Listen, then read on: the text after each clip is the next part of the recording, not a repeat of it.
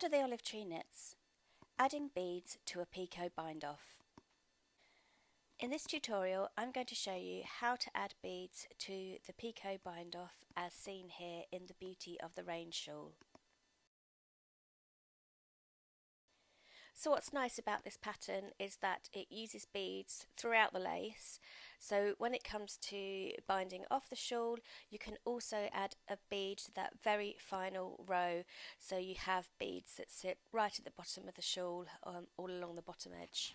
So my bead and yarn colour here are very similar, so apologies if you can't see this too well, but on row 113 you place beads in the centre of each of the diamond shapes as you go across the row.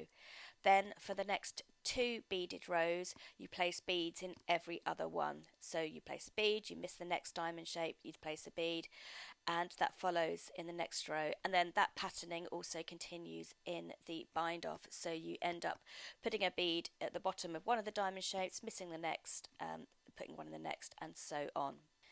But if you want to, of course, you can add a bead to the bottom of every picot diamond as you bind off. I'll show you both ways. I'll show you how to work the bind off without the bead and with the bead. This swatch follows the same pattern as the main shawl, and you can see the bead patterning. I probably should have used higher contrast beads, again apologies for that, but you can see here the diamond shapes in the lace, and there's a bead here, there's no bead in the next one, bead in the next one, and so on. So as you work the bind off, you'll see that the final row of the lace has formed the top half of the next row of diamonds. These shapes provide us with a really good reference point when it comes to working the bind off, as you can use the bottom of the diamonds on the previous row. There's some double decrease stitches there that form the point, and there's 5 stitches in between those double decreases, and this is where we're going to be working our picot bind off. We'll also be continuing that alternate bead placement as we work the bind off, so following the same pattern as we've established in the previous beaded rows. So to add the beads, you'll just need a small crochet hook and some beads, and I'm using a different colour bead for the bind off so you can see the colour more clearly.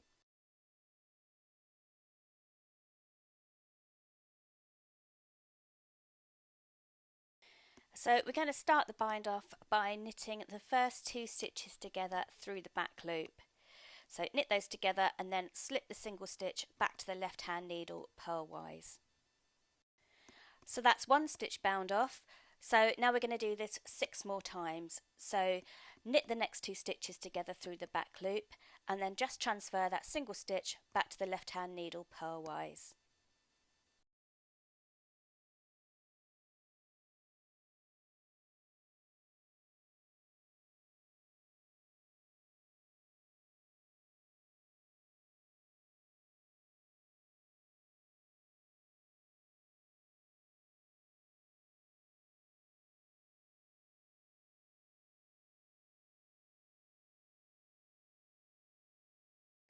So for this pattern you'll be knitting 2 together through the back loops 7 times.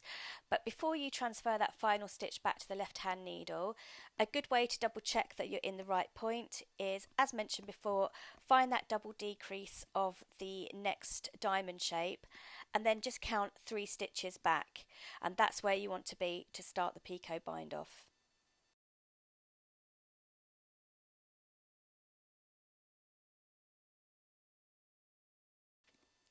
So slip that stitch back to the left hand needle and then using a knitted cast on 3 stitches.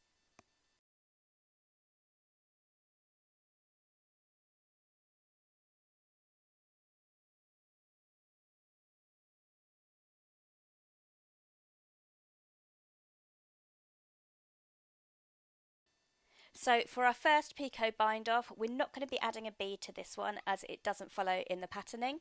So I'm going to show you how to work the bind off firstly without adding the bead. So all we do here is just bind off 3 stitches using a knitted bind off. So knit the first 2 stitches and then pass that first stitch over the second stitch and so on.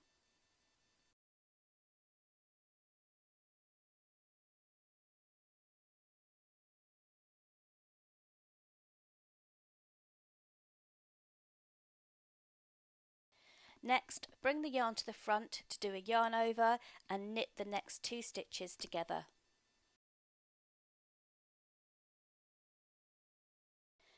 You've now got 3 stitches on the right hand needle, so what we're going to do now is just pass the last 2 stitches on the right hand needle, so that's the yarn over and the last stitch from the bind off, and we're going to pass those over the knit 2 together stitch.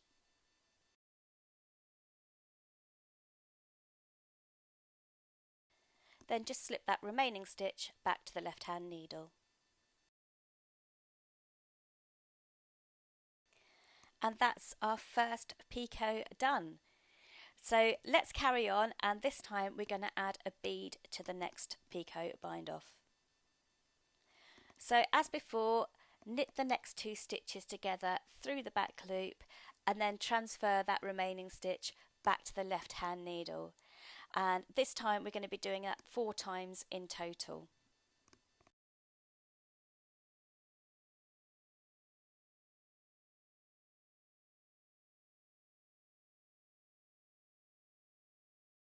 And again, to double check we're in the right place, before you slip that last stitch back, just take a look at where the next double decrease is on the bottom of the next diamond, and then count 3 stitches back, and that's where you should be ready to start the next picot.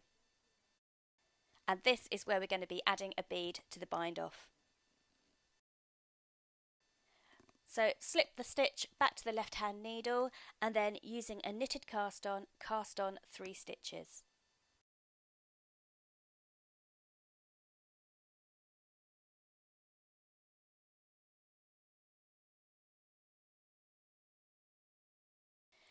Now bind off just 1 stitch using a knitted bind off, so knit 2 stitches and then pass the first stitch over the second. Before we bind this next stitch off, this is where we're going to be adding our bead. So using your crochet hook, pick up a bead, pop that bead onto the next stitch, and then put the stitch back onto the left hand needle.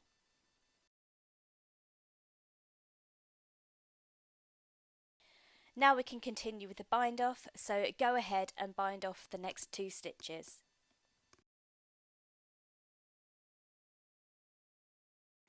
And you can see there that that bead is now really nicely placed at the bottom of the picot. To finish the stitch, we're just going to bring the yarn to the front to do a yarn over and then knit the next 2 stitches together, and then take the last 2 stitches on the right hand needle, so that's a yarn over and the last stitch from the bind off, and just pass them over that knit 2 together stitch. Again, just transfer that single stitch back to the left hand needle, and now we're ready to knit 2 stitches together through the back loops again. And we're going to do this a total of 4 times.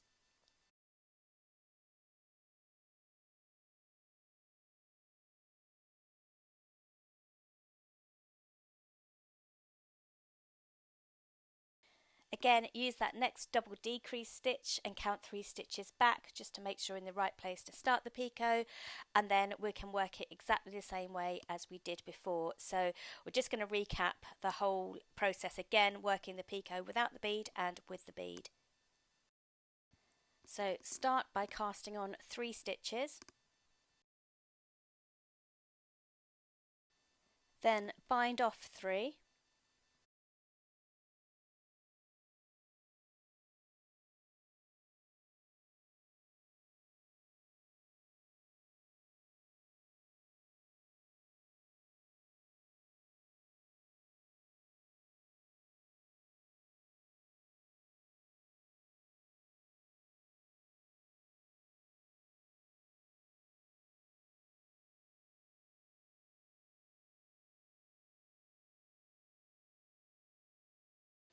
pass the last 2 stitches over the knit 2 together stitch.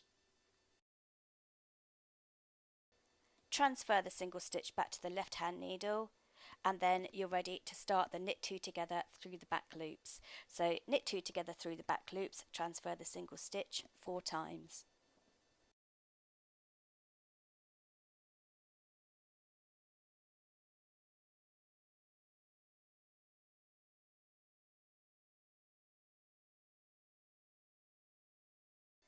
Double check you're in the right place, slip the stitch back to the left hand needle and then cast on 3 stitches.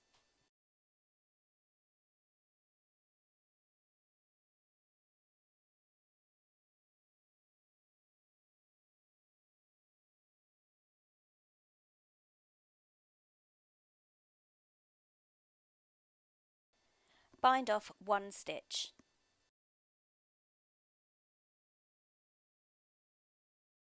Add a bead to the next stitch.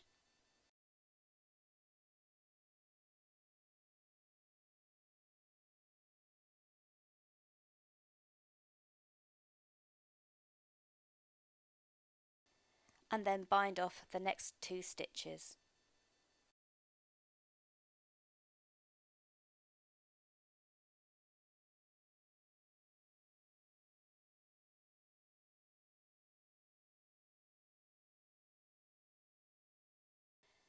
Yarn over and knit 2 together.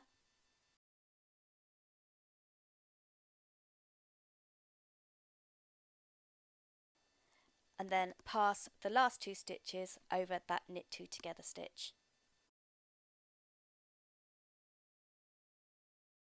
And now you can just continue binding off the rest of the shawl in this way. So once you've finished your bind off, it should look a little something like this. So you can see here that you've got those lovely beads right at the edge of the bind off.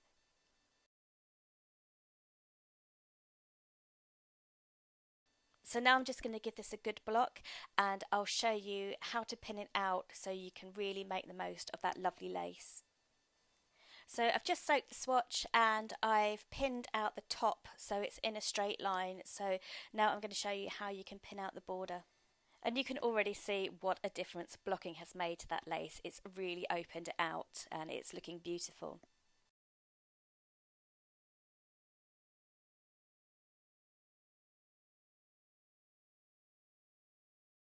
So I'm just going to take some T-pins, and as you pull the lace you'll see that there's a lovely big yarn over hole in the centre of each one. So just take your T-pin, pop it into that hole and then just pull the lace out. And as you pin it into place you'll see how that picot completes that half diamond that we started along the edge of the border. So I'm just going to carry on pinning out the lace like this. I like to pull the lace out as far as I can, really open up that pattern. Lace can take it and once it's dried it will stay in place.